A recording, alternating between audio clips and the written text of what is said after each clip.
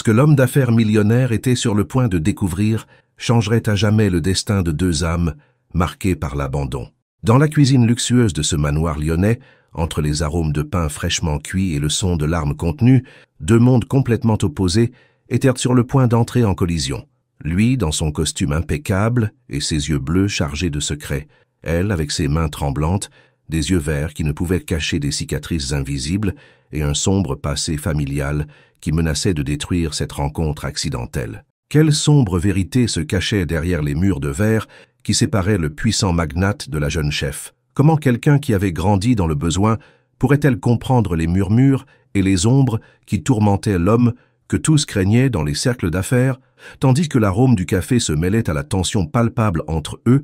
Aucun n'imaginait que leur cœur brisé, apparemment incompatible, contenait exactement les pièces dont l'autre avait besoin pour guérir, prouvant que parfois, la vraie valeur ne réside pas dans ce que nous possédons, mais dans les secrets que nous osons partager. La pluie frappait violemment les grandes fenêtres du restaurant luxueux lorsque Sophie Dupont, les mains tremblantes, ramassait les morceaux de vaisselle qu'elle venait de briser. Les regards méprisants des clients semblaient lui transpercer la peau, tandis que le gérant s'approchait d'un pas ferme, son visage rougi par une colère à peine contenue. L'homme corpulent s'arrêta devant elle, projetant son ombre menaçante sur la jeune femme agenouillée. « C'est la 3e fois cette semaine, Sophie. Cela sera déduit de ton salaire. » La voix de l'homme résonna dans toute la salle, pendant qu'elle, agenouillée sur les fragments de porcelaine, sentait que quelque chose d'autre se brisait à l'intérieur de sa poitrine. Les murmures des clients s'intensifièrent, certains sortant même leur téléphone pour capturer son humiliation. « Je suis vraiment désolé, monsieur Dubois », murmura Sophie, essayant de ne pas laisser sa voix se briser.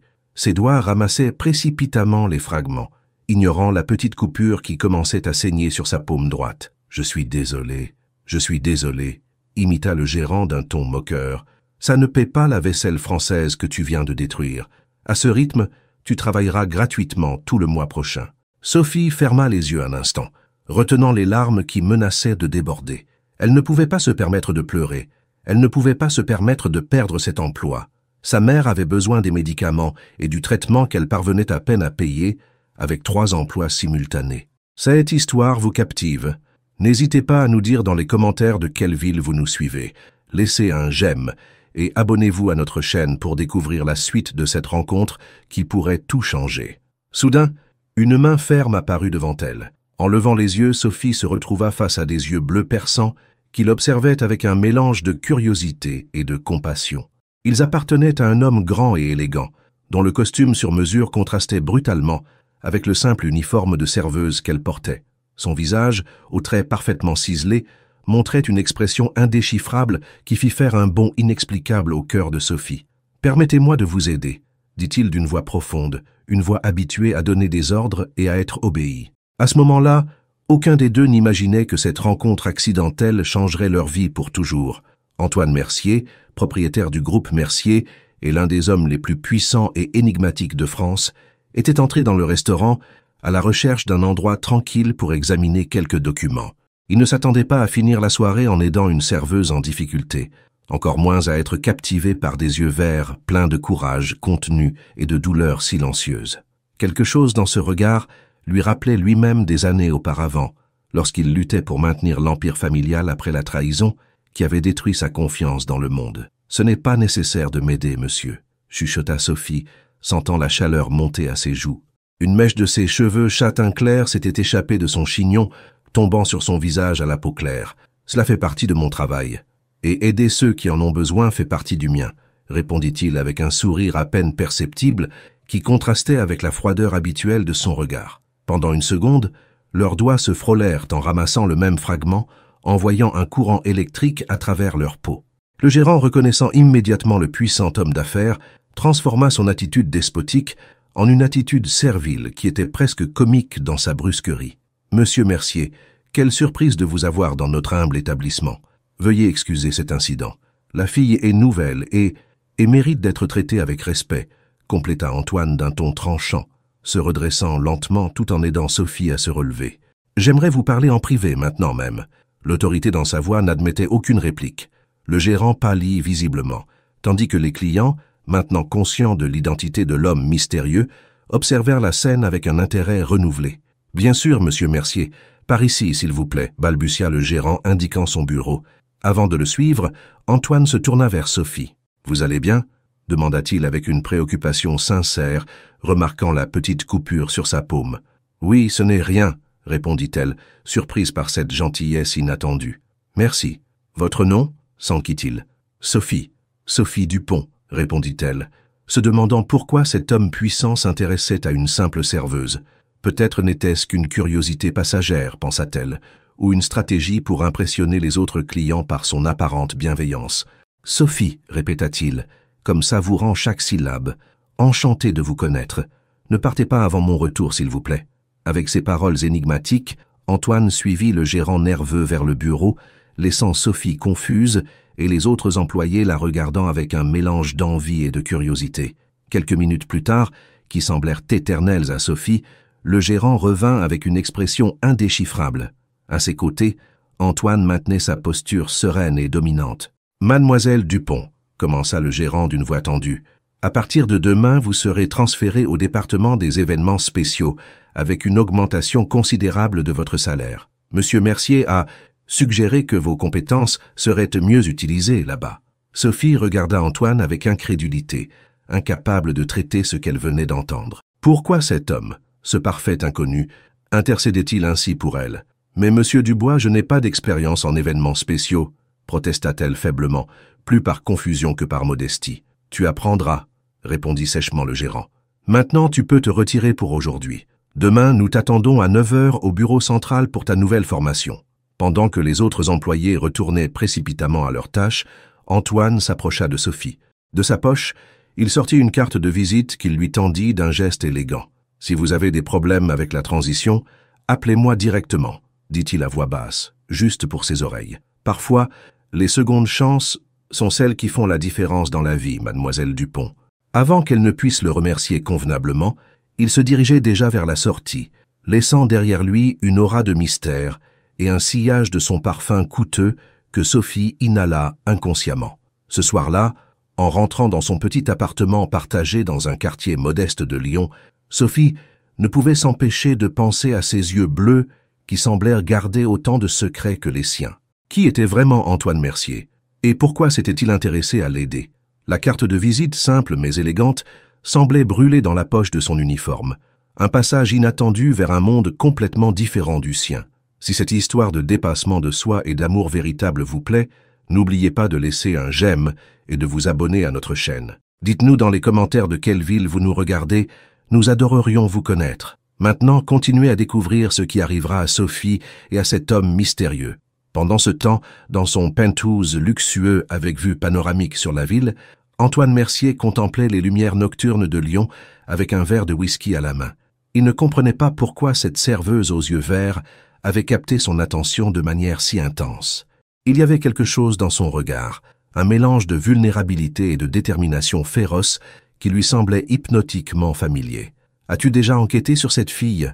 demanda-t-il sans se retourner, conscient de la présence de Richard Laurent, son assistant personnel et ami depuis l'université, qui venait d'entrer silencieusement dans l'appartement. « J'y travaille », répondit Richard, s'approchant d'un pas tranquille. « Mais puis-je demander ce que cette serveuse a de si spécial pour que le grand Antoine Mercier, connu pour sa froideur en affaires, intervienne personnellement ?»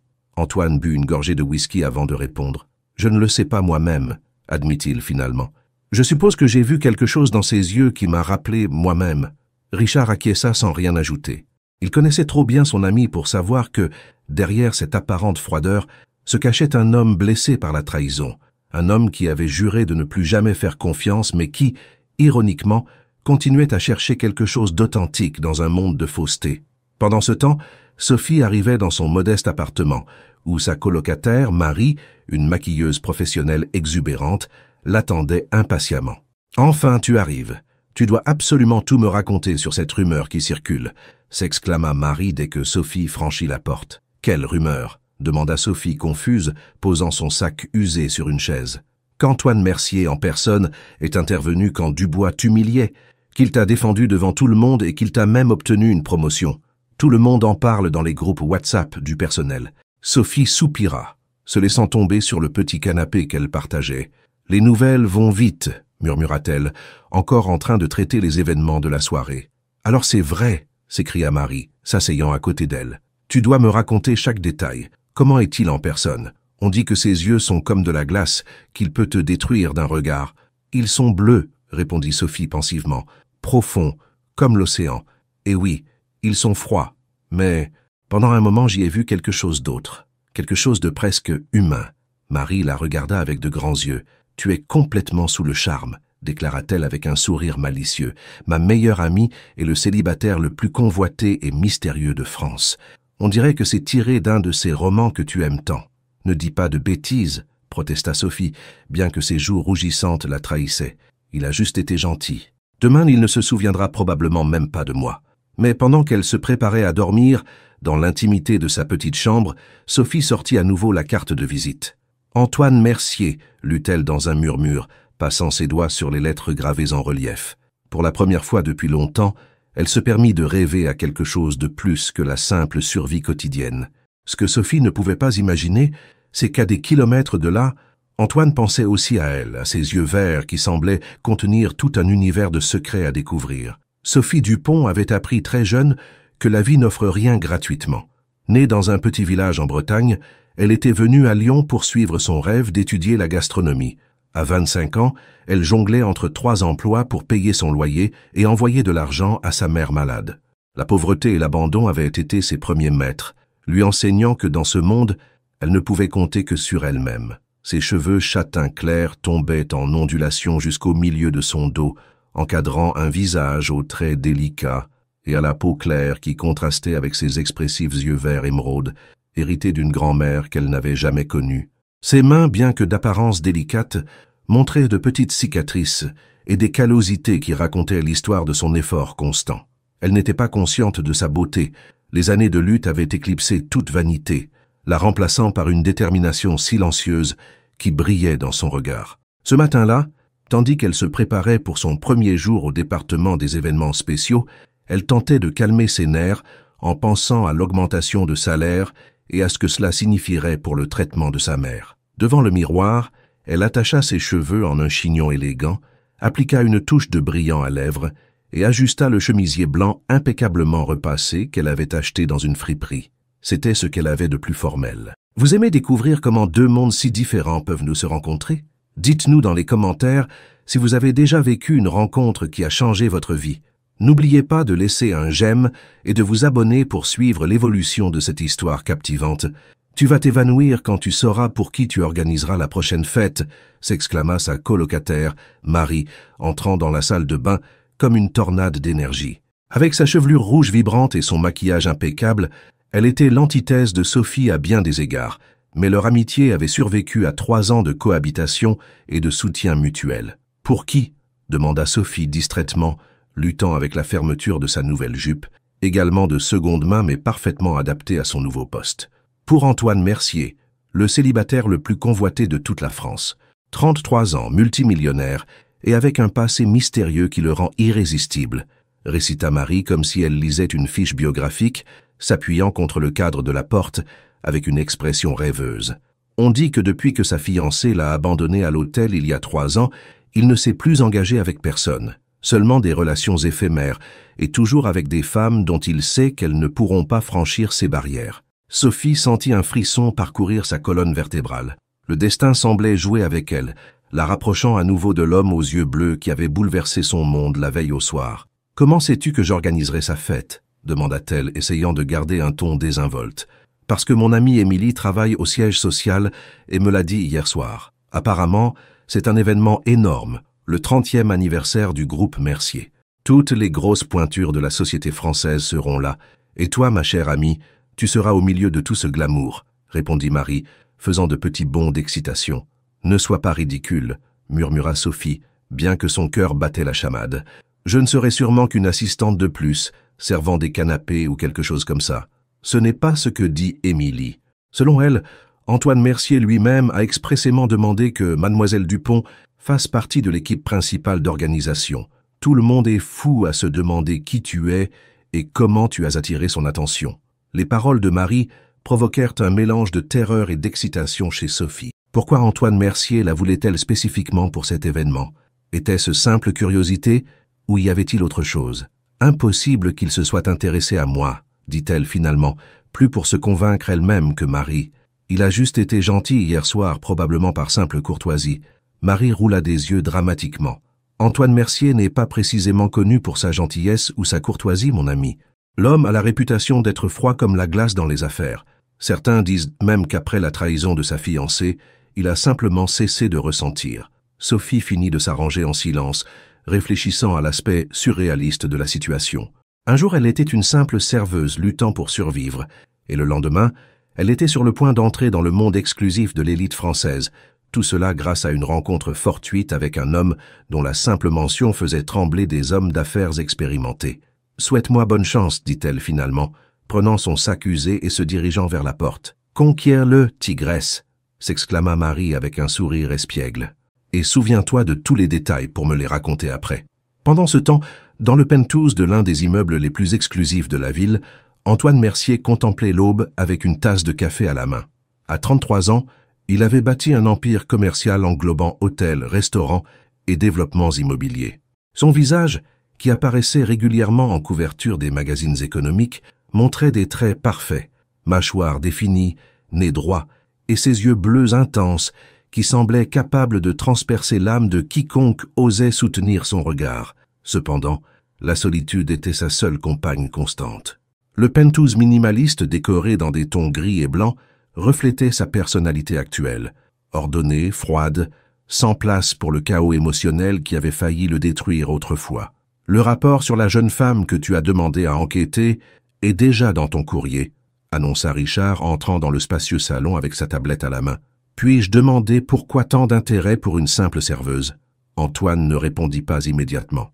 Lui-même ne comprenait pas pourquoi il ne pouvait pas sortir de son esprit cette femme aux yeux verts. C'était comme si quelque chose en elle avait réveillé un écho de son ancien moi, celui qui croyait aux gens, aux secondes chances, à l'authenticité. « Je veux juste m'assurer qu'elle convient au nouveau poste », mentit-il, sachant que Richard ne le croirait pas. Après tout, ils étaient amis depuis l'université, bien avant que le nom Mercier ne signifie pouvoir et richesse. « Bien sûr, et moi je suis la reine d'Angleterre », se moqua son ami, posant la tablette sur la table basse en verre. Enfin, son histoire est assez commune, mais impressionnante. Orpheline de père, mère malade, boursière pour excellence académique en gastronomie, bien qu'elle ait dû interrompre ses études pour des problèmes financiers. 3 emplois simultanés et pas une seule plainte de ses employeurs. Cette fille est un exemple de persévérance. Antoine sentit une étrange oppression dans la poitrine. Sans le savoir, Sophie avait éveillé quelque chose qu'il croyait mort depuis longtemps. De la curiosité pour quelqu'un d'autre, quelqu'un de réel, pas une de plus des femmes belles, mais vides, qui l'entouraient habituellement lors des événements sociaux. Des signaux d'alarme? Quelque chose que je devrais savoir? Demanda-t-il, gardant un ton professionnel. Richard secoua la tête. Rien. Son historique est parfaitement propre. Bonne note à l'université, excellente référence d'emploi précédent. Aucun problème légal. Elle vit avec une colocataire dans un quartier modeste mais décent. Elle envoie régulièrement de l'argent à sa mère en Bretagne. À première vue, elle semble être exactement ce qu'elle paraît, une jeune femme travailleuse luttant pour s'en sortir. Antoine acquiesça légèrement, satisfait de l'information. « Je veux qu'elle fasse partie de l'équipe principale pour l'événement d'anniversaire », déclara-t-il finalement. Richard le regarda avec surprise. « Tu es sûr? Elle n'a pas d'expérience dans des événements de cette ampleur. Camille va hurler quand elle l'apprendra. »« Camille travaille pour moi, pas l'inverse », répondit Antoine d'un ton sec. La mention de sa directrice des relations publiques parvenait toujours à l'irriter. Malgré son efficacité professionnelle, la femme avait une façon manipulatrice d'essayer de s'immiscer dans sa vie personnelle qu'il trouvait intolérable. « Comme tu voudras, chef », concéda Richard avec un sourire résigné. « Ne dis pas que je ne t'ai pas averti de l'ouragan qui s'annonce. » Cet après-midi-là, quand Sophie arriva à l'imposante tour de verre qui abritait le siège social du groupe Mercier, elle eut l'impression d'entrer dans un monde complètement étranger au sien. Le hall en marbre brillant, les personnes élégamment vêtues, les agents de sécurité aux costumes impeccables, tout criait pouvoir et exclusivité. Sophie Dupont, se présenta-t-elle timidement à la réception. « Je viens pour le poste aux événements spéciaux. » La réceptionniste la regarda avec une curiosité mal dissimulée. « Bien sûr, mademoiselle Dupont, On vous attend au 20e étage. Camille Leblanc vous recevra personnellement. » En sortant de l'ascenseur, Sophie fut accueillie par une femme impressionnante, grande, mince, avec un tailleur noir impeccable et un chignon si parfait qu'il semblait défier la gravité. Son visage, bien que beau, montrait une froideur calculatrice qui fit instinctivement se tendre Sophie. « Alors c'est toi la nouvelle recrue ?» dit Camille, l'examinant de la tête aux pieds avec dédain, s'attardant sur le sac usé et les chaussures légèrement éraflées. « J'espère que tu sais qu'ici nous valorisons la discrétion et l'efficacité. Monsieur Mercier ne tolère pas les erreurs. Je ferai de mon mieux, Madame Leblanc, » répondit Sophie, sentant l'hostilité immédiate de la femme. « C'est mademoiselle, » corrigea Camille froidement, « et tu ferais mieux de t'en souvenir. » Durant les 2 heures suivantes, Camille lui montra les installations et lui expliqua d'un ton condescendant les responsabilités de son nouveau poste. Sophie absorbait chaque mot, chaque détail, déterminée à prouver qu'elle méritait cette opportunité, bien qu'elle ne comprenne pas complètement pourquoi elle lui avait été accordée. « L'événement d'anniversaire est dans exactement 2 mois, » expliqua Camille, tandis qu'elles entraient dans une vaste salle de réunion. « Ce sera la célébration la plus importante de l'année dans le monde des affaires français. Nous ne pouvons nous permettre la moindre erreur. »« Je comprends, » acquiesça Sophie, intimidée par l'ampleur du projet, mais déterminée à ne pas le montrer. « Il est difficile que tu comprennes réellement l'importance de cet événement venant d'où tu viens, » commenta Camille avec un sourire froid. « Mais je suppose qu'Antoine a vu quelque chose en toi que le reste d'entre nous ne voit pas. » La manière dont elle prononça ces mots était chargée d'insinuations malveillantes qui firent intensément rougir Sophie. Avant qu'elle ne puisse répondre, la porte de la salle s'ouvrit et Antoine Mercier entra d'un pas décidé, suivi par Richard et 2 autres cadres. Sophie sentit l'air quitter ses poumons. Vêtu d'un costume bleu marine qui mettait en valeur la couleur de ses yeux, Antoine émanait une autorité naturelle qui semblait remplir toute la pièce. Pendant un instant, leurs regards se croisèrent et elle crut voir une lueur de chaleur dans ses yeux habituellement froids. « Bienvenue dans l'équipe, mademoiselle Dupont, » dit-il formellement, lui tendant la main. « J'attends de grandes choses de vous. » En serrant sa main, Sophie ressentit à nouveau ce courant électrique, ce magnétisme inexplicable qui semblait les connecter au niveau moléculaire. « Je ne vous décevrai pas, monsieur Mercier, » répondit-elle, relevant le menton avec détermination.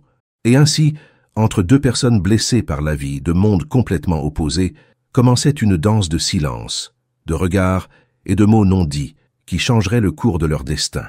Aucun des 2 ne savait encore que ce n'était que le début d'une histoire qui défierait toutes leurs croyances sur l'amour, la confiance et la rédemption. Ce qu'ils ignoraient également, c'est que Camille Leblanc observait leur échange avec des yeux calculateurs. S'il y avait quelque chose que la directrice des relations publiques détestait plus que l'incompétence, c'était la concurrence. Et dans les yeux de Sophie Dupont, dans la façon dont Antoine la regardait, elle voyait une menace qu'elle devait éliminer avant qu'elle ne prenne racine. Les semaines passaient et Sophie avait gagné le respect de l'équipe événementielle par son dévouement et sa créativité. Son approche fraîche et sa perspective unique, provenant de ses racines bretonnes, apportaient des idées qui surprenaient agréablement tout le monde sauf Camille, qui voyait avec une alarme croissante comment Antoine trouvait des excuses pour assister à des réunions qu'il déléguait auparavant, comment ses yeux suivaient discrètement la jeune femme, comment sa froideur habituelle s'adoucissait légèrement en sa présence. « Je ne comprends pas ce qu'il voit en elle », commenta Camille venimeusement à Richard pendant une pause. « Elle est jolie, oui, mais complètement ordinaire. Et cet accent provincial, crois-tu vraiment que quelqu'un comme elle pourrait s'intégrer dans notre monde ?» Richard, qui avait développé un respect authentique pour l'éthique de travail de Sophie, haussa les épaules. C'est peut-être précisément ce qu'Antoine apprécie. Qu'elle n'est pas comme tous ceux qui essaient constamment de l'impressionner. « Insinues-tu que j'essaie de l'impressionner » demanda Camille d'un ton menaçant. « Je n'ai rien dit de tel, » répondit Richard diplomatiquement, s'éloignant avec un sourire contenu. Il connaissait trop bien les ambitions personnelles de Camille envers Antoine, ambitions que l'homme d'affaires n'avait jamais encouragées. Êtes-vous captivé par cette histoire de romance naissante entre 2 mondes si différents? Laissez-nous un commentaire en indiquant de quelle ville vous nous suivez et n'oubliez pas de vous abonner pour ne rien manquer de la suite. Un après-midi, alors que Sophie organisait des échantillons de menus pour le grand événement dans la cuisine expérimentale du bâtiment, Antoine entra sans préavis. Il avait les manches retroussées et la cravate légèrement desserrée, signe d'une longue journée de travail. « Mademoiselle Dupont, pourrais-je goûter quelque chose de traditionnel de votre région? J'ai entendu des merveilles, sur la cuisine bretonne ?» demanda-t-il avec une formalité qui contrastait avec l'intimité de la situation. Ils étaient seuls dans la vaste cuisine, éclairés par la douce lumière du crépuscule qui filtrait à travers les baies vitrées. Sophie, surprise mais déterminée à saisir l'opportunité, acquiesça avec enthousiasme. De son sac, elle sortit un petit paquet d'ingrédients qu'elle avait apportés ce matin-là, anticipant la possibilité d'expérimenter pendant sa pause. « Je peux préparer une galette bretonne avec des ingrédients que j'ai rapportés de ma dernière visite à ma mère », proposa-t-elle, son visage s'illuminant avec la passion qu'elle ressentait toujours en parlant de cuisine. « Ce ne sera pas exactement traditionnel, car nous n'avons pas tous les éléments, mais cela capturera l'essence. » Antoine l'observait, fasciné, tandis qu'elle se déplaçait dans la cuisine avec une grâce naturelle, lui expliquant chaque ingrédient, chaque technique, avec un enthousiasme contagieux. Il ne se souvenait pas de la dernière fois qu'il avait vu quelqu'un d'aussi passionné par quelque chose, aussi authentique dans son amour pour ce qu'il faisait. Quand finalement elle lui présenta la galette, décorée d'herbes fraîches et de fromage breton qu'elle avait trouvé dans un marché spécialisé, Antoine la goûta avec une curiosité sincère. La saveur le transporta instantanément à son enfance. Aux étés qu'il passait dans le domaine familial, quand sa nourrice bretonne lui préparait des plats similaires, loin de la surveillance stricte de son père, à une époque où la vie était simple, avant les responsabilités, avant les trahisons. « Cela me rappelle mon enfance », confessa-t-il après la première bouchée, avec une vulnérabilité qu'il ne montrait jamais.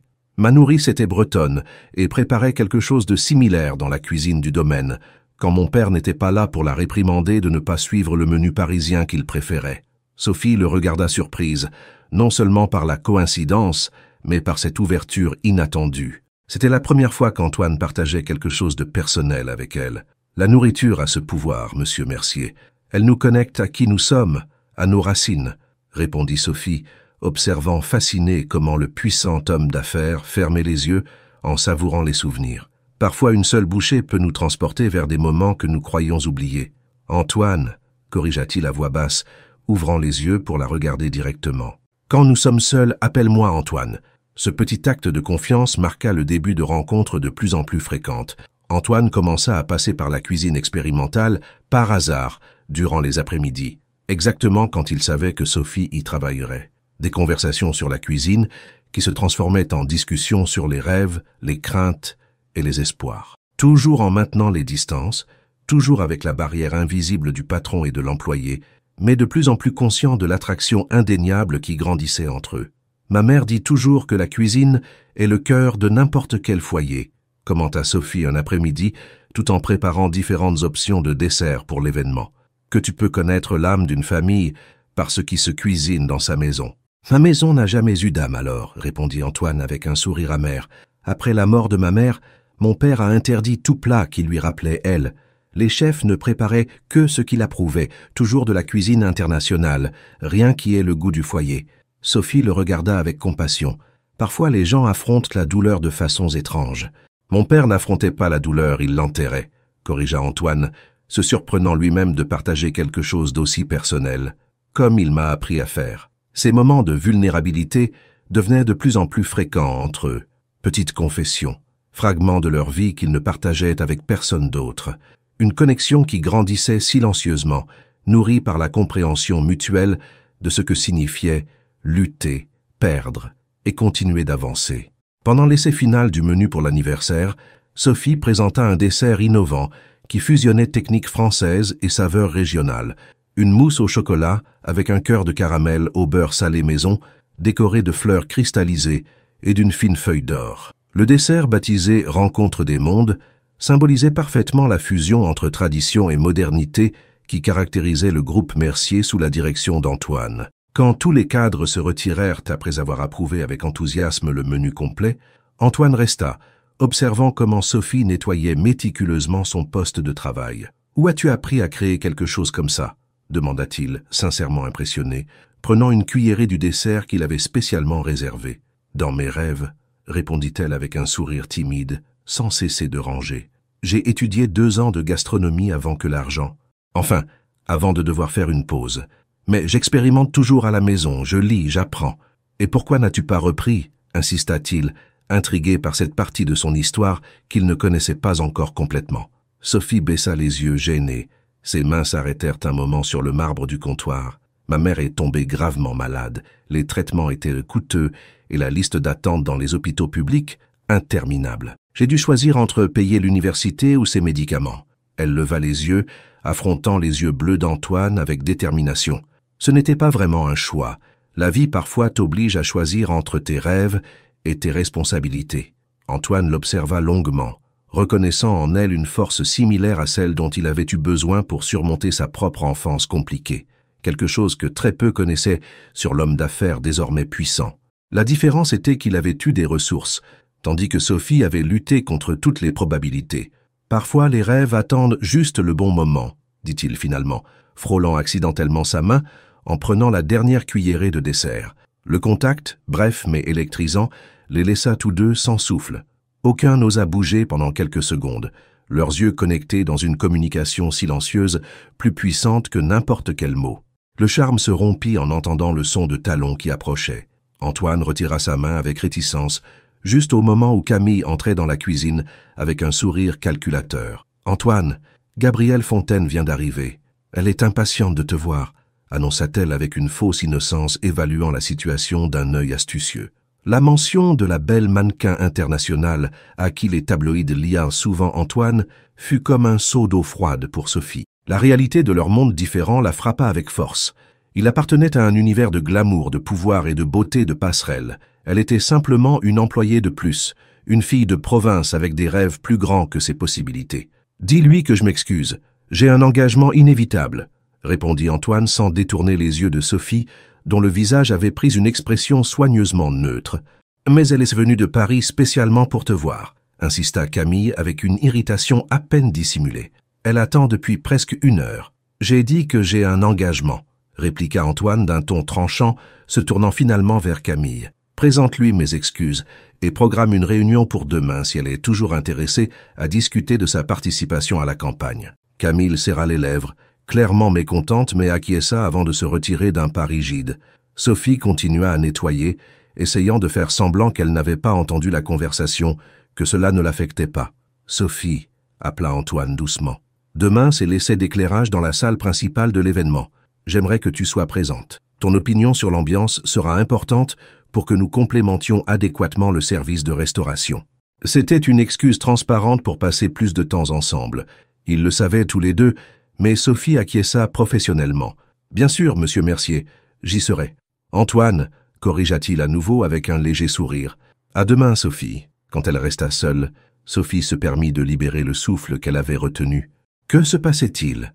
Qu'était cette connexion inexplicable avec un homme qui représentait tout ce qui était hors de sa portée?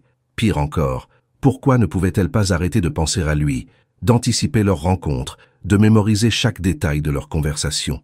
Cette nuit-là, pendant que Marie dormait, le téléphone de Sophie vibra avec un message d'un numéro inconnu. La terrasse de l'hôtel Panorama. Demain à 19 h. Seulement si tu veux. Ah. Le cœur battant la chamade, elle hésita longuement avant de répondre. C'était une folie, une complète insensée qui ne pouvait se terminer que par de la douleur. Et pourtant, j'y serai. S. écrivit-elle finalement, sachant qu'elle venait de franchir une ligne invisible qui changerait tout. Ce qu'aucun des deux ne savait, c'est que Camille avait intercepté le message grâce à un programme espion qu'elle avait installé sur le téléphone d'Antoine, préoccupée par ses changements de comportement et sa distraction croissante ces dernières semaines. Ses yeux brillèrent de malice, tandis qu'elle formulait un plan.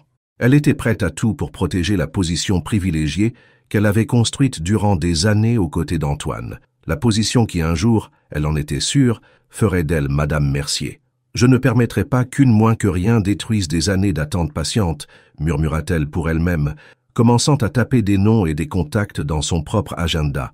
Il était temps d'enquêter plus profondément sur le passé de Sophie Dupont.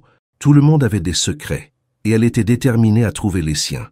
Pendant ce temps, dans son appartement, Sophie fixait le plafond, incapable de trouver le sommeil. Que dirait sa mère si elle savait ce qu'elle ressentait pour Antoine Mercier? Elle l'avertirait probablement que des personnes comme eux n'appartenaient pas au même univers, que des histoires comme celle-ci se terminaient uniquement par des cœurs brisés. « Maman, je crois que je suis en train de commettre une folie », chuchota-t-elle dans l'obscurité, comme si sa mère pouvait l'entendre à travers la distance. Mais au fond de son cœur, Sophie savait qu'il était déjà trop tard pour faire marche arrière. Quelque chose de plus fort qu'elle la poussait vers Antoine, vers ses yeux bleus qui semblaient te voir directement dans son âme. Dans son penthouse, Antoine ne pouvait pas dormir non plus.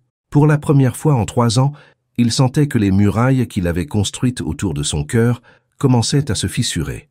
Et le plus surprenant était qu'il ne voulait pas les réparer.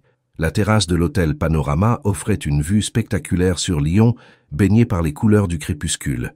Les lumières de la ville commençaient à s'allumer une à une, comme des étoiles terrestres qui rivalisaient avec le ciel, qui s'assombrissait lentement. Sophie, vêtue d'une simple robe verte qu'elle avait achetée ce même après-midi avec ses économies, attendait nerveusement. La couleur soulignait ses yeux et complétait sa peau claire, lui donnant une élégance naturelle qu'aucune robe de créateur n'aurait pu surpasser. Elle était arrivée 20 minutes avant l'heure convenue, incapable de contenir son anxiété. Chaque fois que la porte de la terrasse s'ouvrait, son cœur faisait un bond pour être déçu en voyant que ce n'était pas Antoine. Et s'il ne venait pas? Et si tout ceci était une erreur? Ou pire encore, une sorte de jeu cruel? Quand Antoine apparut enfin, habillé en tenue décontractée pour la première fois depuis qu'elle le connaissait, jean foncé et chemise bleu clair qui mettaient en valeur ses yeux, Sophie sentit son cœur s'arrêter. Sans le costume formel, il semblait plus jeune, plus accessible, bien que l'intensité de son regard restât la même. « Je pensais que tu ne viendrais pas », confessa-t-il, s'approchant de la table isolée où elle attendait. « J'ai pensé la même chose de toi », répondit-elle avec un sourire nerveux, soulagée que sa voix sonne normale malgré le tourbillon d'émotions qu'elle ressentait. « Vous aimez suivre cette histoire de passion naissante? Dites-nous dans les commentaires quelle est votre scène préférée jusqu'à présent et n'oubliez pas de vous abonner pour ne rien manquer de ce qui attend nos 2 héros. » Pour la première fois, ils conversèrent comme 2 personnes, pas comme patron et employé. Antoine lui parla de sa passion pour l'architecture, son premier amour avant de se voir obligé de prendre les rênes de l'entreprise familiale après la mort soudaine de son père. Il lui raconta comment il avait personnellement conçu plusieurs des hôtels de la chaîne Mercier, cherchant toujours à intégrer des éléments français traditionnels avec des lignes contemporaines. Sophie, de son côté, partagea ses rêves d'ouvrir un petit restaurant qui fusionnerait les recettes traditionnelles de son village avec des techniques contemporaines. Elle lui parla de sa grand-mère, qui lui avait enseigné les secrets de la cuisine bretonne, et comment chaque fois qu'elle cuisinait, elle sentait sa présence guidant ses mains. La nuit avançait et avec chaque mot partagé, avec chaque rire, avec chaque regard, la distance entre leurs mondes semblait diminuer. Le serveur venait et repartait discrètement, apportant des plats qu'ils goûtaient à peine, trop absorbés l'un par l'autre pour prêter attention à la nourriture. Antoine effleura intentionnellement les doigts de Sophie sur la table, un geste apparemment désinvolte mais chargé de sens. Contrairement à la première fois, ce contact était délibéré, une question silencieuse. « Il y a quelque chose en toi », murmura-t-il, sans retirer sa main. « Quelque chose qui me donne envie de briser toutes les règles que je me suis imposées. »« Quelles règles ?» demanda-t-elle dans un murmure, consciente qu'il s'aventurait sur un territoire dangereux, mais incapable de s'arrêter. Ne pas m'impliquer avec quelqu'un qui travaille pour moi. Ne pas mélanger le personnel et le professionnel, commença-t-il, son pouce caressant doucement le dos de la main de Sophie. Ne plus faire confiance. Ne plus... Aimer? Compléta Sophie, surprise par sa propre audace. Le mot resta suspendu entre eux, chargé de possibilités et de dangers. Le silence qui suivit était si dense de tension qu'on pouvait presque le palper. La douce musique de jazz qui jouait en fond semblait lointaine, comme s'ils existaient dans leur propre bulle séparée du reste du monde. Finalement, Antoine parla. « Ma fiancée ne m'a pas simplement abandonné à l'hôtel, comme le disent les journaux. Elle s'est enfuie avec mon frère cadet, Gabriel. Ils ont disparu ensemble, après avoir vidé plusieurs comptes de l'entreprise, emportant près de 10 millions d'euros. » Sophie retint son souffle. La révélation était bien plus douloureuse qu'elle ne l'avait imaginé. Elle comprenait maintenant la carapace qu'il avait construite autour de son cœur, le mur de froideur avec lequel il se protégeait du monde. « Je suis vraiment désolée, » dit-elle sincèrement, entrelaçant ses doigts avec les siens en signe de soutien. Ce genre de double trahison, je ne peux pas imaginer à quel point cela a dû être dévastateur. Le pire n'était pas la trahison, continua-t-il, comme si une fois la porte de ses secrets ouverte, il ne pouvait plus les retenir. Le pire a été de réaliser que je n'ai jamais vu les signes parce que j'étais trop occupé à construire un empire. J'ai aveuglément fait confiance aux mauvaises personnes, à celles qui étaient censées m'aimer inconditionnellement. Mon frère avait 5 ans de moins, je l'ai pratiquement élevé après la mort de notre mère. Et Caroline, ma fiancée. Nous étions ensemble depuis l'université.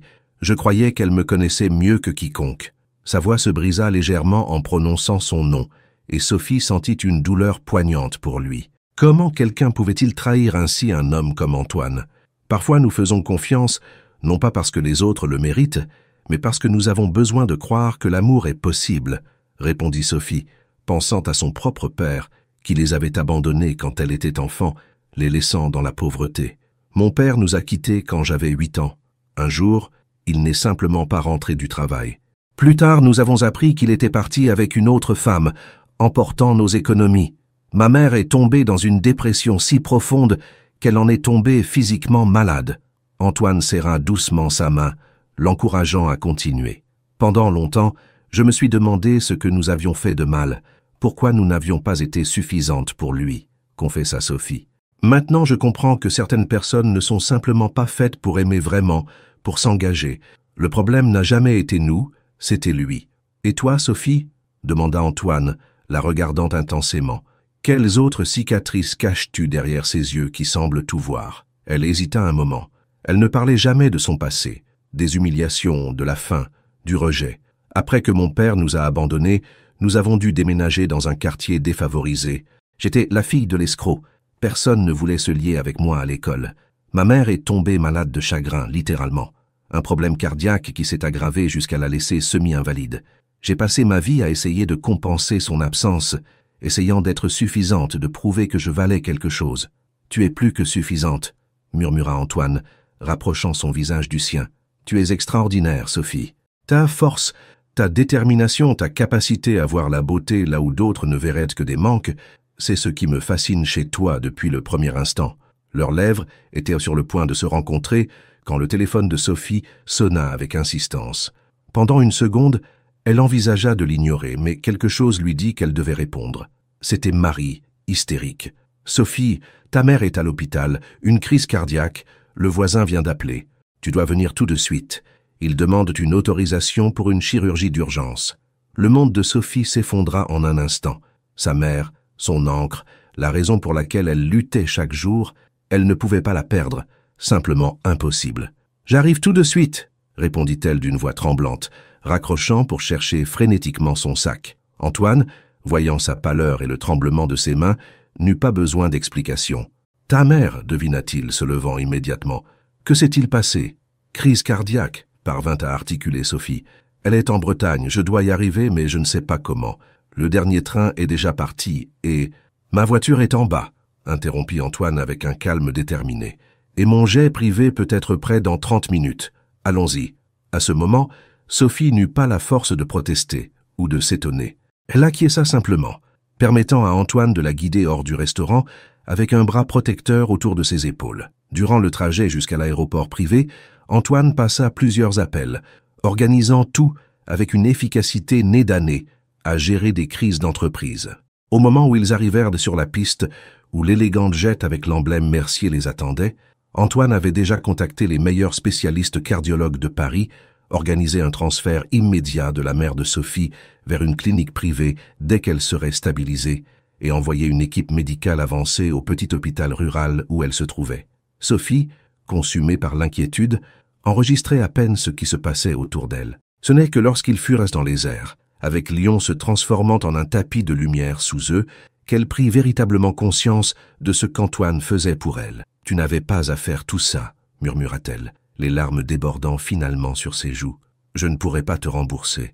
Je ne te demande pas de me rembourser quoi que ce soit, » répondit-il fermement, s'asseyant à côté d'elle et prenant ses mains dans les siennes. « Je suis là parce que tu m'importes, Sophie, parce que ce qui t'importe m'importe. » La sincérité dans sa voix abattit les dernières défenses de Sophie, qui se permit, pour la première fois depuis des années, de s'appuyer sur quelqu'un d'autre. Elle pleura silencieusement sur l'épaule d'Antoine, tandis qu'il la soutenait, lui offrant du réconfort sans paroles superflues.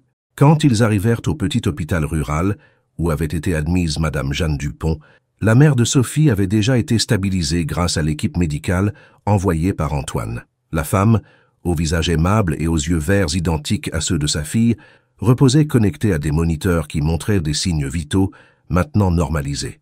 En voyant sa fille entrer avec un homme inconnu qui donnait des ordres, comme s'il était le propriétaire des lieux, Madame Dupont sourit faiblement.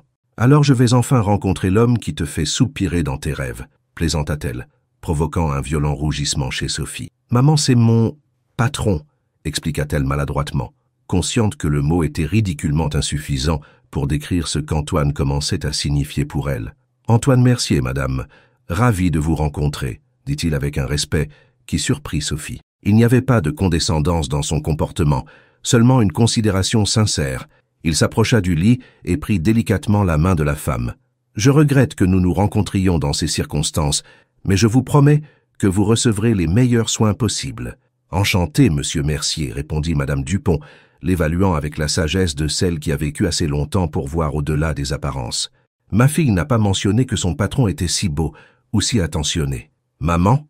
protesta Sophie, mortifiée mais secrètement soulagée de voir sa mère suffisamment rétablie pour plaisanter. Pendant que les médecins expliquaient la procédure de transfert qui serait réalisée dès que madame Dupont serait complètement stable, Sophie observait incrédule comment Antoine se transformait sous ses yeux. Il n'y avait aucune trace de l'homme froid et calculateur que tous craignaient dans l'entreprise.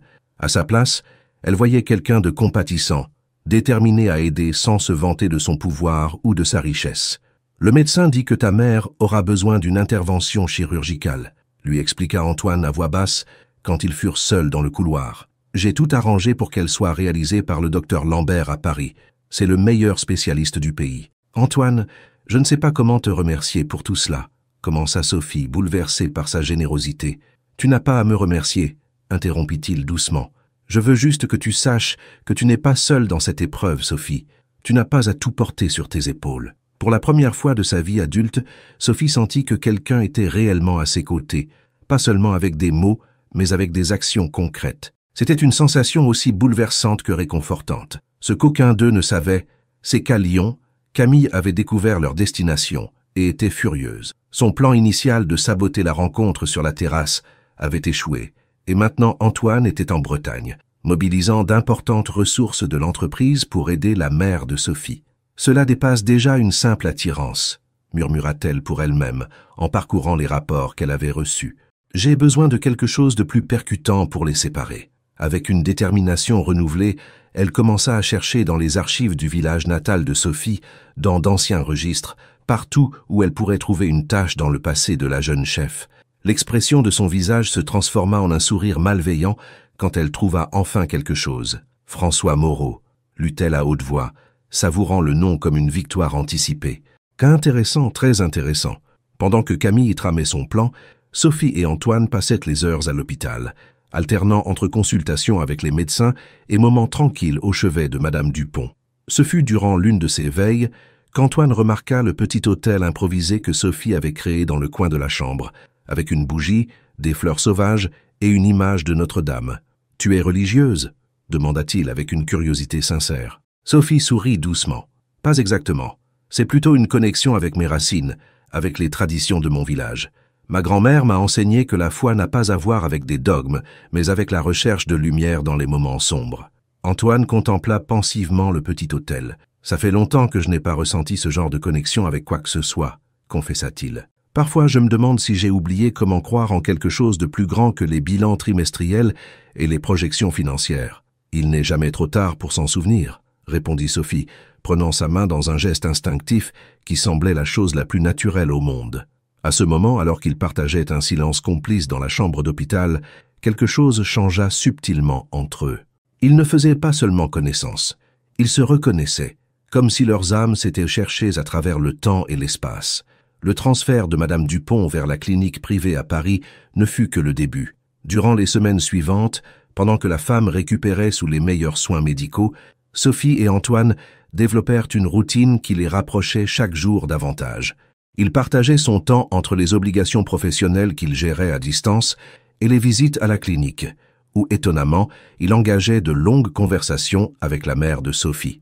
À la surprise des infirmières, le puissant homme d'affaires apportait souvent personnellement café et viennoiseries qu'il achetait dans la boulangerie du quartier, s'efforçant de trouver les saveurs qui rappelaient à madame Dupont son village natal. Sophie alternait entre les soins maternels et la coordination à distance du grand événement d'anniversaire qui approchait.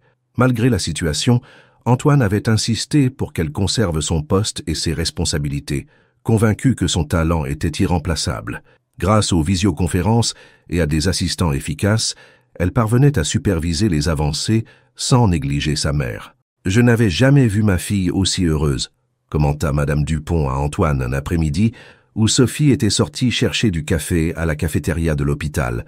La femme s'était remarquablement bien remise après l'intervention chirurgicale, retrouvant couleur et énergie jour après jour. Elle a une lumière dans les yeux, celle qu'elle a perdue quand son père nous a quittés. « C'est une femme extraordinaire », répondit-il avec sincérité, arrangeant les fleurs fraîches qu'il avait apportées ce matin-là. « Elle mérite tout le bonheur du monde. Aimez-vous voir cette relation s'épanouir malgré les obstacles? N'hésitez pas à partager votre avis en commentaire et à vous abonner pour découvrir comment Sophie et Antoine vont affronter les secrets du passé. « Et ce sera toi qui le lui donneras ?» demanda directement la femme avec la franchise de celle qui a trop vu dans la vie pour tourner autour du pot. Antoine garda le silence un moment, conscient de l'importance de la question.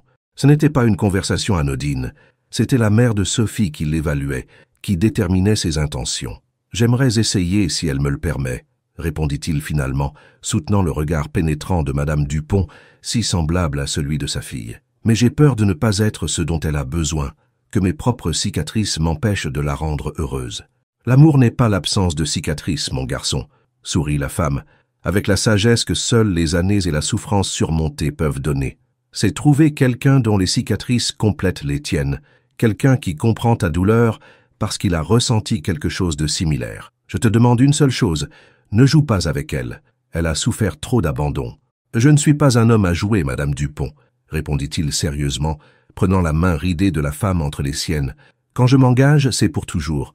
Mon problème a plutôt été le contraire, craindre de m'engager à nouveau après ce qui s'est passé. La peur est une mauvaise conseillère, Antoine, dit-elle, utilisant son prénom pour la première fois. Ne la laisse pas te voler l'opportunité d'être heureux.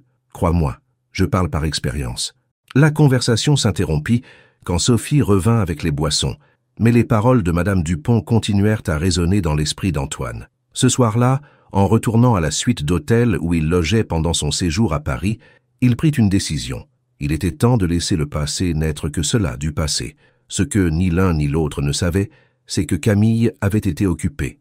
Après des semaines de recherches méticuleuses, elle avait découvert la véritable identité du père de Sophie, François Moreau, un comptable qui, des années auparavant, avait participé à une escroquerie de plusieurs millions touchant plusieurs entreprises importantes, dont le groupe Mercier, quand le père d'Antoine dirigeait encore l'empire familial. Le scandale avait été énorme à l'époque. François Moreau, avec 2 associés, avait détourné des fonds de plus de 20 millions d'euros avant de disparaître. Il avait finalement été capturé et envoyé en prison, où il purgeait encore une peine de 15 ans. « La fille de l'homme qui a presque ruiné les Mercier conquiert maintenant l'héritier », murmura Camille, avec une satisfaction perverse en révisant les documents. Comme c'est poétique, et comme ce sera dévastateur quand Antoine le découvrira. La veille du retour à Lyon pour le grand événement, Antoine emmena Sophie dîner dans un petit restaurant avec terrasse qui donnait sur la cathédrale illuminée. Près de 3 semaines s'étaient écoulées depuis la crise cardiaque de Madame Dupont et les médecins avaient finalement autorisé son retour à la maison, confirmant que sa récupération était meilleure que prévu. Le restaurant était simple mais charmant, avec une ambiance intime et authentique qui reflétait parfaitement l'esprit de Paris. Antoine avait spécifiquement choisi un lieu qui ne soit pas ostentatoire, conscient que Sophie se sentait plus à l'aise dans des espaces avec une âme que dans des établissements luxueux mais impersonnels. « J'ai réfléchi, » dit-il, tandis qu'il partageait un dessert, « que c'est peut-être le moment pour toi de reprendre tes études de gastronomie. » Sophie le regarda surprise, laissant la cuillère suspendue à mi-chemin. « Comment ? Ma mère aura besoin de soins, et même si je te suis infiniment reconnaissante pour tout ce que tu as fait, ce n'est pas de la charité, Sophie, » interrompit-il doucement, ses yeux bleus brillant d'une intensité qui lui coupa le souffle. « C'est un investissement. Je prévois d'ouvrir une chaîne de restaurants avec un concept breton contemporain, et j'aurai besoin d'un chef exécutif qui comprenne véritablement les racines de cette cuisine. Quelqu'un qui puisse créer des plats qui racontent des histoires, qui connectent avec les gens au niveau émotionnel, pas seulement gastronomique. » La proposition flotta entre eux comme une promesse, un pont tendu entre leurs mondes apparemment incompatibles. Sophie ressentait un tourbillon d'émotions contradictoires, gratitude, espoir, mais aussi une pointe de fierté blessée. Était-ce de la compassion déguisée en opportunité professionnelle? « Ta mère peut déménager à Lyon, » continua Antoine, lisant le doute dans ses yeux. « J'ai un appartement vide près du tien qui pourrait parfaitement s'adapter pour elle. Et le programme d'études pourrait s'ajuster pour que tu puisses t'occuper d'elle correctement. » Leurs yeux se rencontrèrent dans la faible lumière des bougies. La cathédrale illuminée formait une toile de fond presque cinématographique pour ce moment qu'ils sentaient tous deux comme décisif. Ils savaient qu'ils parlaient de bien plus qu'un projet professionnel ou des études reprises. « Pourquoi moi ?» demanda-t-elle dans un murmure, ayant besoin de comprendre si c'était réel ou simplement le caprice passager d'un homme puissant. Antoine tendit sa main sur la table, prenant la sienne avec délicatesse. « Parce que tu es authentique, parce que tu as du feu dans les mains et dans l'âme, » répondit-il, sa voix plus profonde, plus intime. « Parce que quand je goûte ta cuisine, je sens que je peux connaître ton cœur. Parce que tu vois la beauté là où d'autres ne voient que des manques. Parce que tu me donnes envie d'être meilleure, Sophie. » Le moment était parfait pour leur premier vrai baiser, mais Sophie ressentait une inquiétude croissante, un poids dans la poitrine qu'elle ne pouvait ignorer. S'ils allaient avancer dans cette direction, si elle allait vraiment se permettre de ressentir tout ce qu'elle éprouvait pour lui, elle devait être complètement honnête. « Antoine, il y a des choses de mon passé que tu ne sais pas, des choses qui pourraient changer ce que tu ressens, » commença-t-elle, retirant doucement sa main et baissant les yeux vers le dessert à moitié mangé. « Rien ne pourrait faire ça, » assura-t-il, avec une telle conviction qu'il la convainquit presque. « N'en sois pas si sûr, » répondit-elle tristement. « Nous avons tous des secrets, et certains pèsent plus que d'autres. » Antoine se pencha en avant, réduisant la distance entre eux. Sa main s'éleva pour caresser doucement la joue de Sophie. « Alors partage-les avec moi. Quoi que ce soit, nous l'affronterons ensemble. » Avant que Sophie ne puisse répondre, avant qu'elle ne puisse trouver le courage de révéler la vérité sur son père, Antoine s'approcha lentement, jusqu'à ce que ses lèvres effleurent les siennes, dans un baiser tentateur qui se transforma rapidement en quelque chose de profond et révélateur. Un baiser qui parlait de seconde chance, de blessures qui commençaient à guérir, d'un avenir que peut-être, juste peut-être, ils pourraient construire ensemble. Quand ils se séparèrent, Sophie avait les larmes aux yeux. Pour la première fois de sa vie adulte, elle se permettait de rêver d'un amour véritable, d'un avenir où elle ne serait pas seule à lutter contre le monde. Et précisément pour cela, parce que ce qui naissait était trop précieux, encore trop fragile, elle ne trouva pas le courage de lui parler de François Moreau, l'homme dont les actions avaient marqué les deux familles d'une manière qu'aucun d'eux ne pouvait complètement imaginer. « Nous devrions rentrer », murmura-t-elle, essayant de retrouver sa contenance. « Demain sera une longue journée. » Antoine acquiesça, respectant son besoin d'espace. Il paya l'addition et l'accompagna jusqu'à l'hôtel où il logeait, à des étages différents mais sous le même toit, comme une métaphore de leur vie, proches mais encore séparés par des barrières invisibles. De retour à Lyon, la réalité les attendait comme une tempête en formation. Le jour de l'événement d'anniversaire était arrivé et toute l'équipe travaillait frénétiquement au dernier détail. L'absence de Sophie durant les semaines précédentes, bien que justifiée, avait généré toutes sortes de spéculations, particulièrement parce qu'Antoine avait été également absent, déléguant des responsabilités qu'il assumait normalement personnellement. Le château historique choisi pour l'événement resplendissait sous des lumières stratégiquement placées. Le jardin avait été transformé en une scène magique qui combinait des éléments traditionnels français avec des touches de modernité, reflétant parfaitement la philosophie du groupe Mercier sous la direction d'Antoine. Sophie supervisait les derniers détails du traiteur, s'assurant que chaque plat soit une œuvre d'art culinaire. Le menu qu'elle avait conçu était un voyage gastronomique à travers la France, culminant avec le dessert « Rencontre des mondes » qui avait tant impressionné Antoine des semaines auparavant. « Tu es magnifique », dit une voix familière dans son dos. En se retournant, Sophie se retrouva face à Richard qui l'observait avec un sourire amical. Durant les semaines à Paris, ils avaient développé une relation cordiale à travers des visioconférences de travail, et elle avait découvert que sous son apparence d'assistant efficace se cachait un homme gentil et perspicace. « Merci », répondit-elle timidement. La robe bordeaux qu'elle portait avait été un cadeau surprise d'Antoine, livré ce matin à son appartement avec une simple note. « Pour que tous voient ce que je vois quand je te regarde. » Elle était élégante, mais pas ostentatoire, parfaitement adaptée à sa position dans l'événement. Antoine annoncera officiellement le nouveau projet de restaurant ce soir, commenta Richard avec désinvolture, bien que ses yeux attentifs étudient sa réaction. Il est très enthousiaste. Je ne l'avais pas vu comme ça depuis longtemps. Sophie sentit un nœud à l'estomac. Antoine ne lui avait pas mentionné qu'il rendrait le projet public si tôt. « Vraiment ?» demanda-t-elle, essayant de paraître décontractée. Richard acquiesça.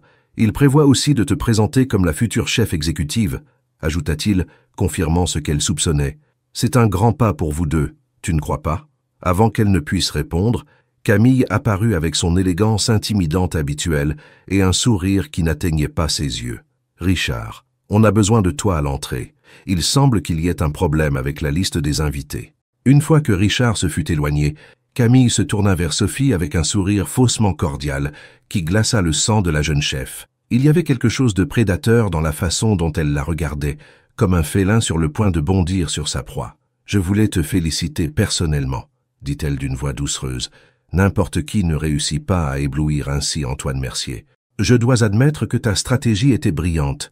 La pauvre serveuse avec des rêves de chef, la mère malade, toute cette histoire émouvante. » Elle fit une pause dramatique, presque aussi émouvante que celle de ton père. « Je ne sais pas de quoi vous parlez, » répondit Sophie, tendue, occupée avec les derniers ajustements du menu, essayant de rester calme bien que son cœur ait commencé à battre la chamade. « Oh, allons, la fille d'un escroc qui réussit à se mettre dans le lit du patron.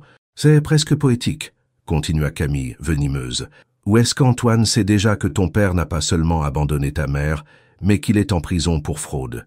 Sait-il que le nom Dupont est faux, que ton vrai nom est Moreau, le même que celui de ce fameux comptable qui s'est enfui avec des millions de plusieurs hommes d'affaires importants, dont le père d'Antoine ?»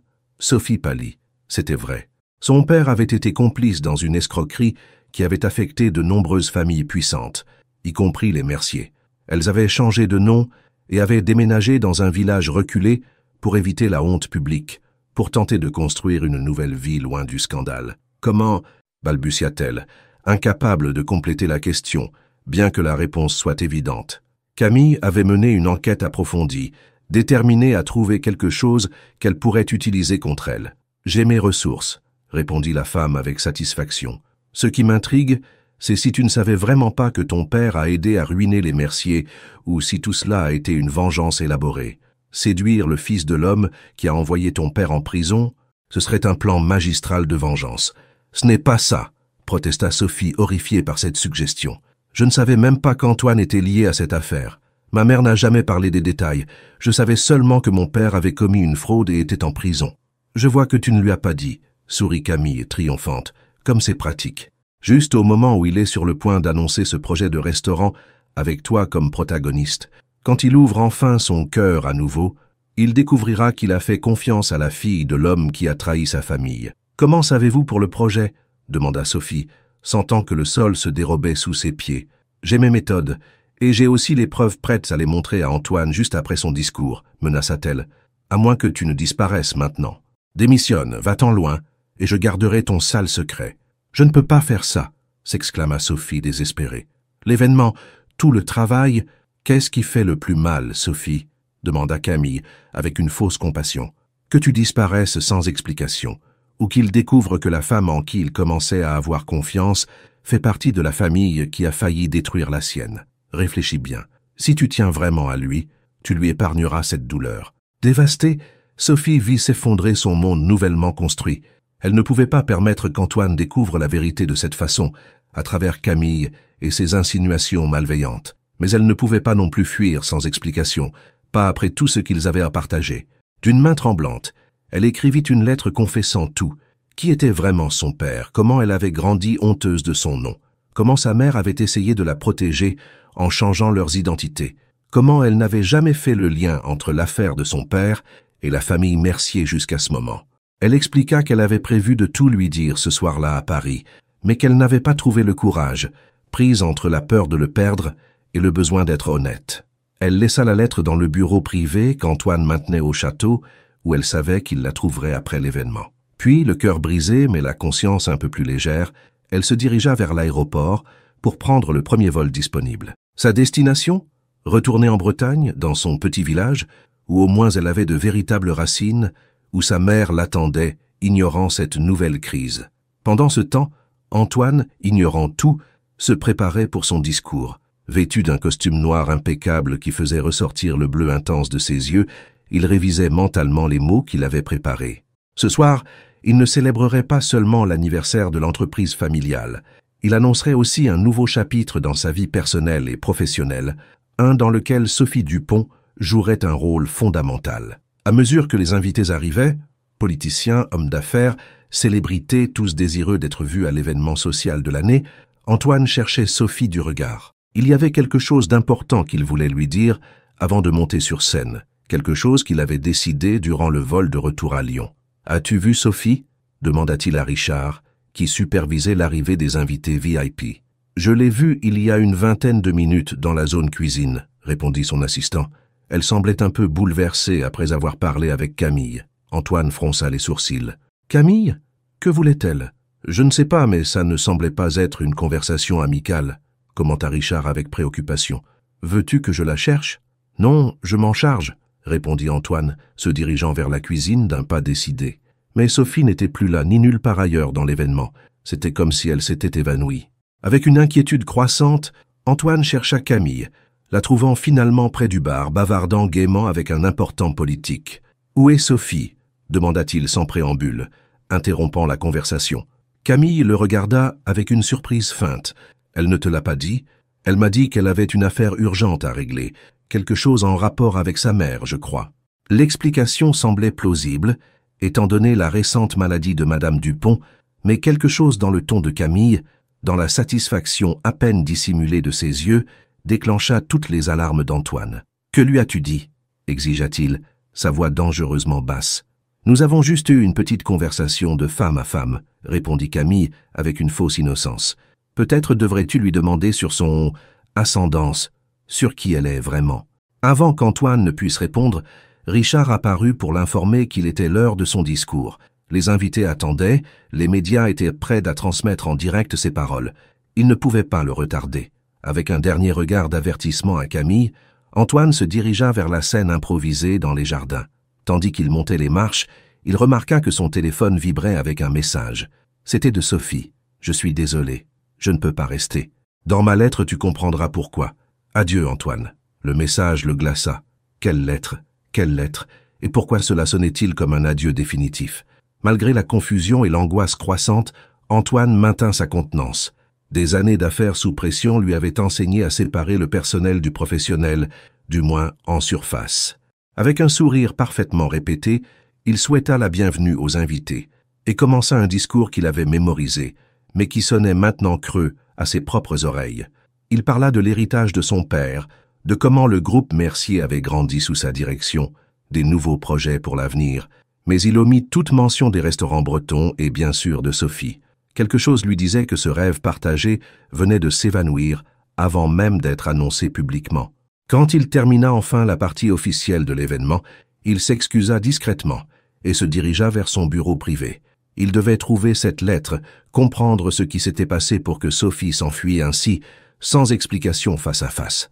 La lettre était sur son bureau, une simple enveloppe avec son nom écrit dans la calligraphie délicate et légèrement inclinée qu'il avait appris à reconnaître dans les notes de menu et les propositions gastronomiques. Chaque mot était comme un poignard. La confession sur la véritable identité de son père, la honte, la peur de sa réaction, mais surtout sa décision de disparaître pour ne pas lui causer plus de douleur. Sophie expliquait comment elle n'avait jamais fait le lien entre l'affaire de son père et les Mercier jusqu'à ce soir même, comment elle avait grandi en essayant de compenser les erreurs d'un homme dont elle se souvenait à peine, comment elle avait voulu lui dire à Paris mais la peur l'avait paralysée. « Pourquoi n'as-tu pas eu confiance en moi ?» murmura Antoine, froissant le papier entre ses mains. La colère initiale céda rapidement la place à une détermination de fer. Il ne permettrait pas que le passé leur vole l'opportunité d'un avenir ensemble, pas quand il avait finalement trouvé quelqu'un qui faisait battre son cœur à nouveau. En sortant du bureau, il rencontra Camille, qui l'attendait avec un sourire satisfait. « Antoine, il y a quelque chose d'important que tu dois savoir sur cette fille, » commença-t-elle avec une fausse inquiétude. « J'ai des documents qui prouvent que son père a fait partie de l'escroquerie qui a presque ruiné ta famille. Que son vrai nom est Moreau, pas Dupont. Tu veux dire qu'elle est la fille de François Moreau? Que son père était complice du comptable qui a escroqué ma famille et d'autres quand j'avais à peine 12 ans ?» répondit-il froidement. « Je sais déjà tout. » Le sourire de Camille se figea. « Alors tu comprendras que quelqu'un comme elle ne peut pas faire partie de ta vie, ni de ton entreprise. Qui sait si tout cela n'a pas été une vengeance élaborée? S'infiltrer, gagner ta confiance et ensuite... La seule chose que je comprends, dit Antoine, en s'approchant de façon menaçante, sa voix glaciale, c'est que tu as manipulé des informations confidentielles, tu as harcelé une employée et tu as essayé de saboter un projet d'entreprise pour des motifs personnels. Il la regardait avec un mélange de mépris et de déception qui fit instinctivement reculer Camille. « Prends tes affaires, Camille. Tu es licenciée.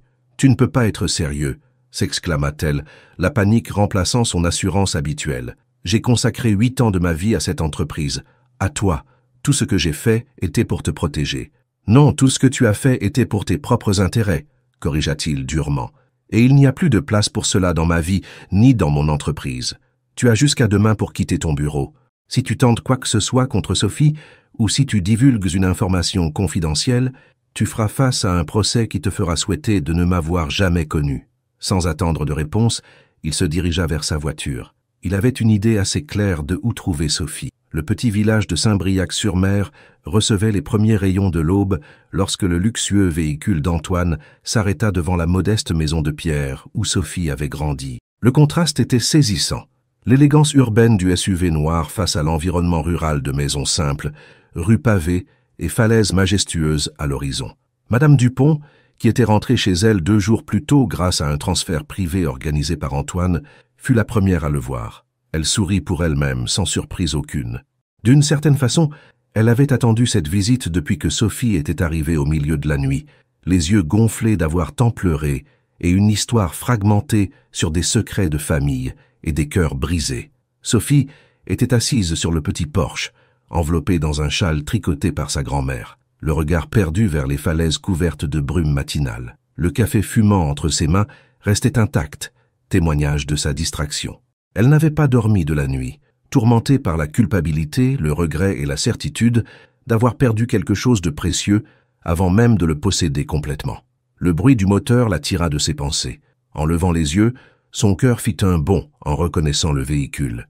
Puis, quand Antoine descendit avec sa présence imposante, maintenant encadrée par le cadre simple du village, elle sentit que le temps s'arrêtait. « Cette histoire vous captive.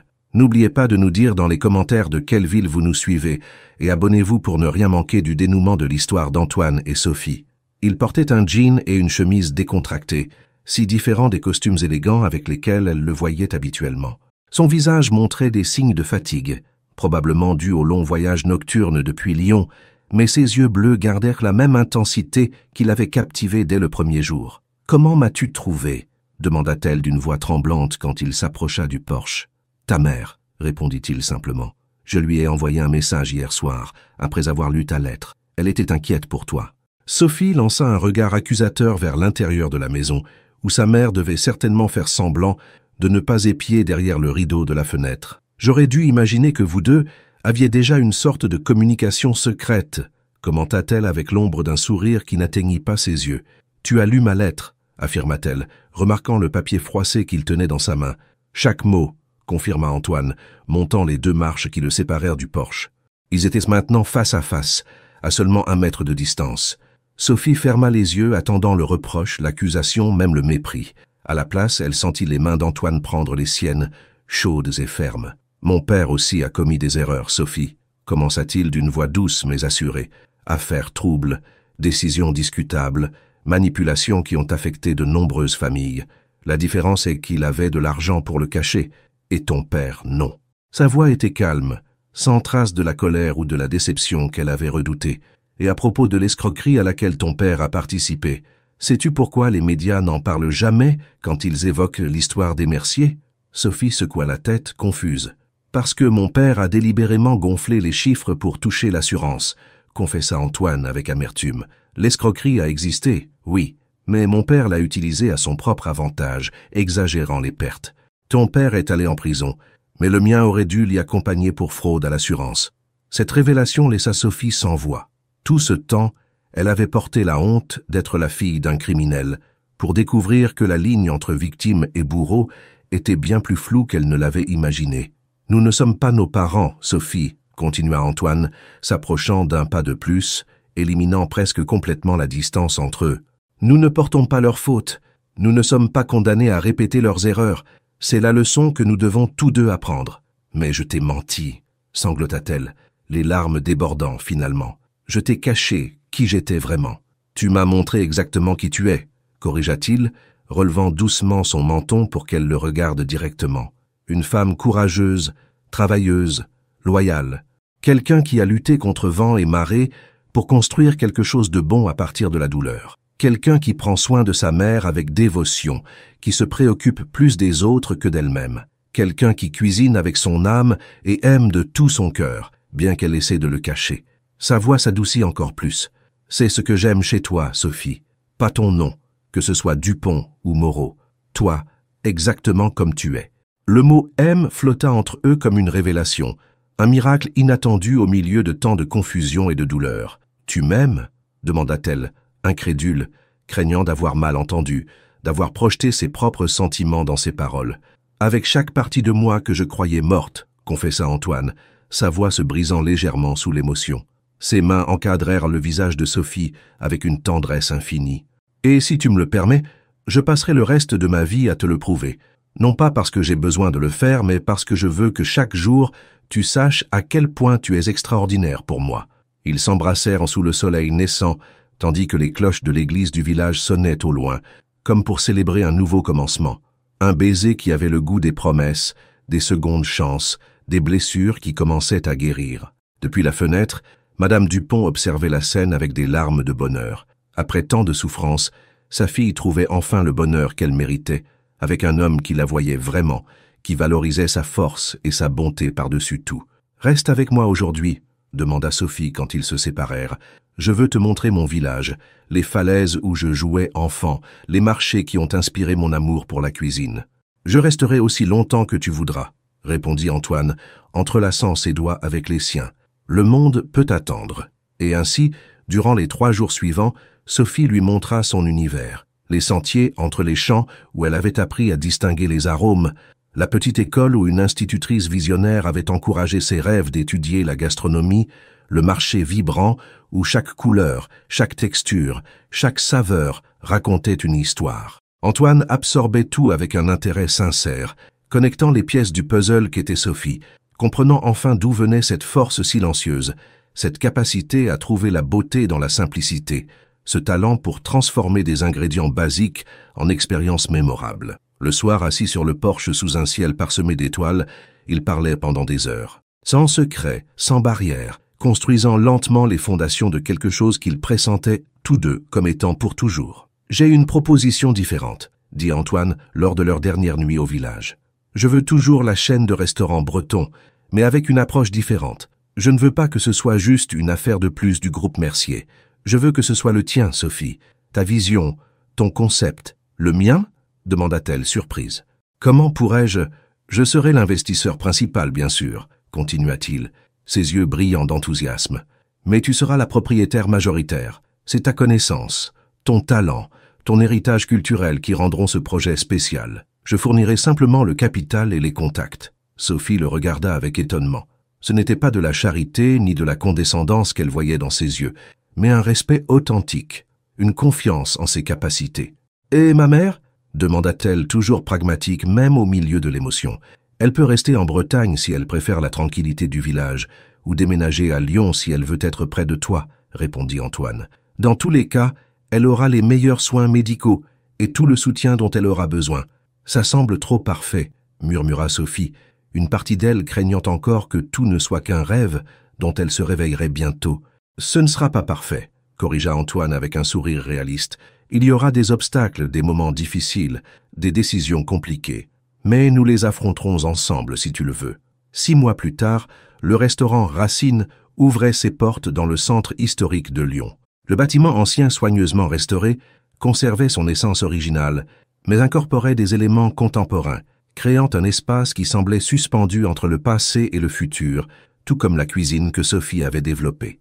Avec Sophie comme chef exécutive et propriétaire principal, et Antoine comme partenaire investisseur, l'endroit devint rapidement un phénomène gastronomique qui fusionnait le meilleur de la cuisine traditionnelle bretonne avec des techniques contemporaines. Les critiques étaient unanimement positives, avec un accent particulier sur l'authenticité émotionnelle de chaque plat, sur la façon dont chaque bouchée racontait une histoire de racines, de tradition et d'évolution.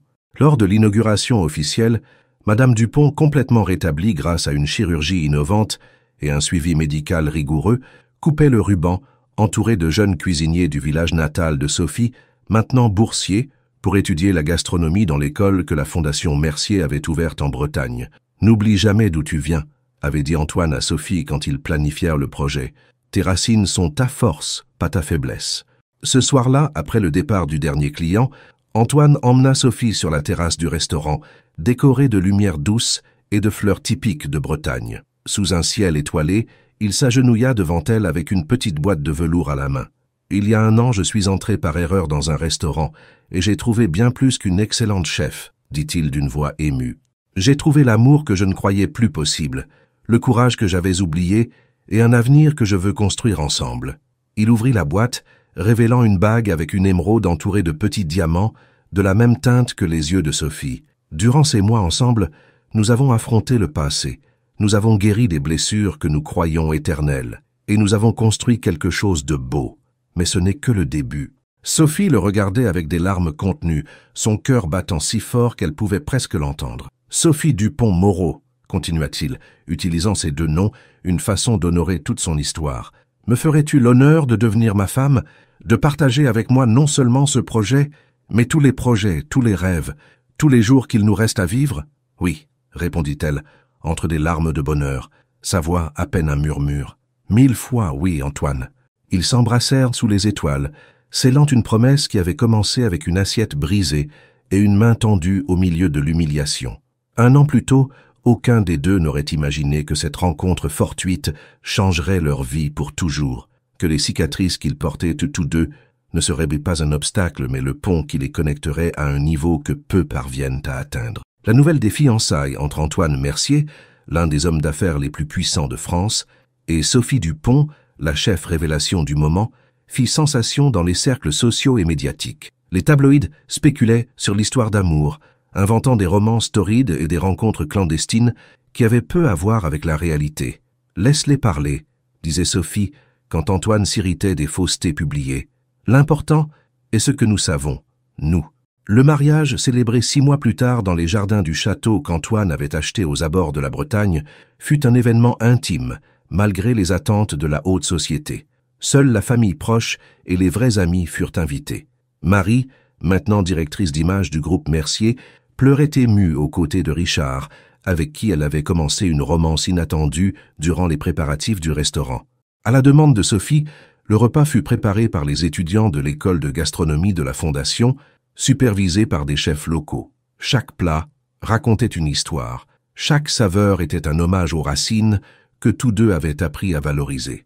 Madame Dupont, radieuse dans sa tenue de témoin, marchait au bras d'Antoine vers l'hôtel improvisé sous un énorme chêne centenaire. Dans un geste symbolique qui émut tous les présents, c'est elle qui remettrait son futur gendre, marquant le début d'une nouvelle famille construite non par le sang, mais par choix. « Merci de rendre ma fille heureuse », lui chuchota-t-elle à l'oreille avant de le laisser à l'hôtel. « Et merci de me redonner foi que les hommes bons existent vraiment. » Antoine, visiblement ému, serra doucement sa main avant de prendre sa place, attendant avec le cœur débordant la femme qui avait fait fondre la glace qui avait si longtemps entouré son cœur. Quand Sophie apparut au bout du chemin de fleurs, un soupir collectif parcourut l'assistance.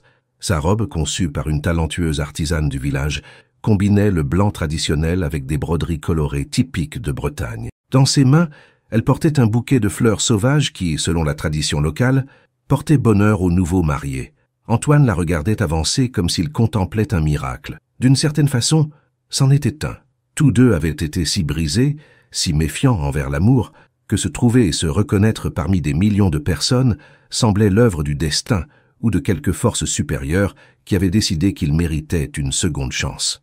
Tandis que Sophie avançait vers Antoine, elle se remémora toutes les nuits de solitude, toutes les larmes versées, toutes les fois où elle avait pensé qu'elle ne valait pas assez, qu'elle ne méritait pas d'être aimée. Et elle sut, avec une certitude qui émanait du plus profond de son être, que chaque épreuve avait été nécessaire pour la préparer à ce moment, à cet amour. En arrivant près d'Antoine, leurs regards se rencontrèrent avec l'intensité qui avait toujours existé entre eux, cette connexion inexplicable qui transcendait les mots et les circonstances. « Je t'aime », murmura-t-il quand elle fut face à lui, des mots réservés à ses oreilles seules. « Je t'aime », répondit-elle, certaine enfin qu'elle méritait tout le bonheur du monde.